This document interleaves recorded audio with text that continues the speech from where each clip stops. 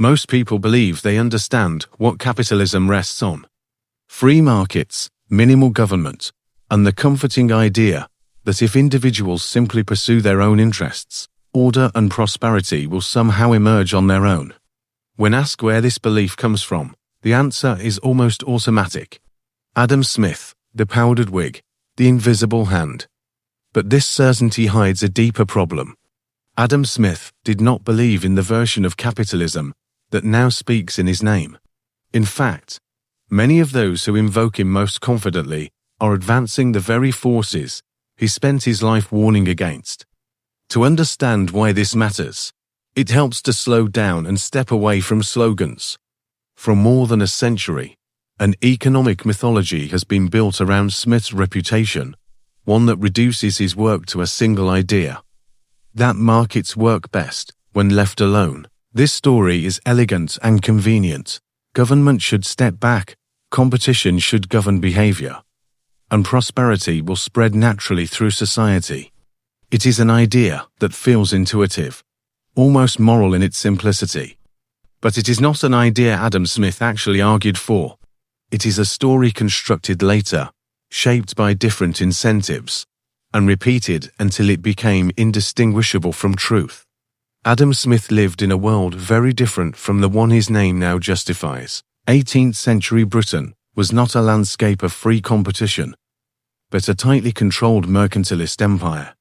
Trade was dominated by monopolies, prices were enforced by guilds, and entire industries were shaped by political favor rather than open exchange. The East India Company, one of the most powerful corporations in history, operated with its own army and governed vast territories. Markets were not free. They were designed, constrained, and often captured by those with influence. This was not an abstract concern for Smith. It was the environment he observed, studied, and feared. What troubled him was not government involvement in the economy, but the fusion of economic power with political authority. Smith understood that when merchants and corporations gain enough influence, they do not compete honestly. They shape rules, suppress rivals, and quietly transfer risk onto the public. He wrote plainly that people of the same trade rarely gather without conspiring against society. This was not rhetoric. It was diagnosis. Smith saw markets as fragile human constructions, easily distorted when power concentrates and oversight weakens. It is also worth remembering that Smith was not an economist in the modern sense. He was a moral philosopher, deeply concerned with how people behave, how sympathy forms, and how societies maintain cohesion. Before writing about wealth, he wrote about conscience. In the theory of moral sentiments, Smith explored the psychological foundations of fairness and restraint. He believed that economic systems could only function when embedded in moral norms, social trust, and mutual responsibility. The idea that greed alone could sustain a healthy society would have struck him as dangerously naive. This context matters when we encounter the phrase that later defined his legacy, the invisible hand. Today, it is treated as a universal law, a promise that private self-interest will reliably produce public good. But Smith used the phrase only 3 times across all his work, and none of those uses describe what modern ideology claims. The invisible hand was never presented as a governing force of markets. It was a limited observation, tied to specific circumstances, and often tinged with irony. In one instance, Smith used a phrase to describe superstition, the human tendency to attribute unexplained events to unseen forces. In another, he described a cautious merchant who invests domestically not out of wisdom or virtue, but out of fear. His desire to protect his own capital happens to support local industry, but only by accident.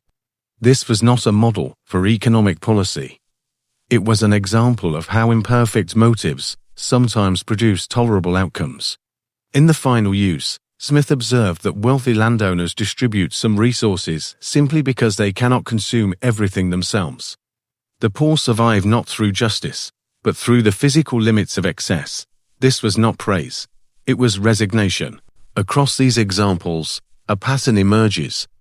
The invisible hand was not a solution. It was an exception.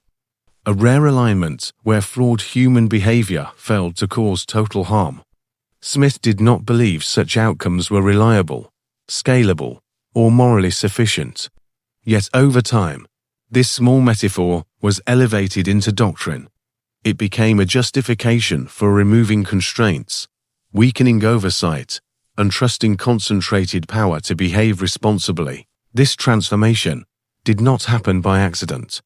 As industrial empires expanded in the 19th and 20th centuries, those who benefited most from scale and consolidation did legitimacy. A simplified Adam Smith provided it during the Cold War. This version hardened into ideology. Markets were framed not as tools to be governed, but as natural forces beyond question. Regulation became interference, oversight became suspicion, and Smith's warnings about monopoly, manipulation, and corporate influence quietly disappeared. What Smith actually feared looks uncomfortably familiar. Corporations large enough to dictate terms to governments. Markets shaped by lobbying rather than competition. Wealth concentrating not because of innovation, but because rules are written by those who already hold power. He understood that unchecked self-interest does not stabilize systems. It destabilizes them. Markets do not fail because of restraint alone. They fail when power escapes accountability. Seen through this lens, many modern crises feel less surprising.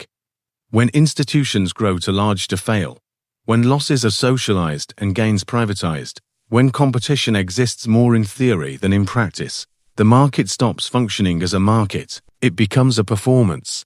Outcomes appear inevitable, not because they are natural, but because they are engineered. The persistent invocation of the invisible hand in this environment begins to resemble the superstition Smith once described. A belief in unseen forces correcting abuses we refuse to confront directly. A hope that systems will regulate themselves, so that no one has to make difficult choices about power, limits, or responsibility. But history offers little support for that hope. Power does not restrain itself. And markets, left entirely to those who dominate them, do not remain open for long. Smith did not see the economy as doomed.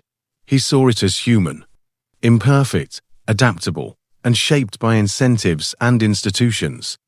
He believed in balance, in markets capable of generating wealth and governments capable of preventing capture. He understood that prosperity without legitimacy is fragile, and that trust, once broken, is difficult to restore.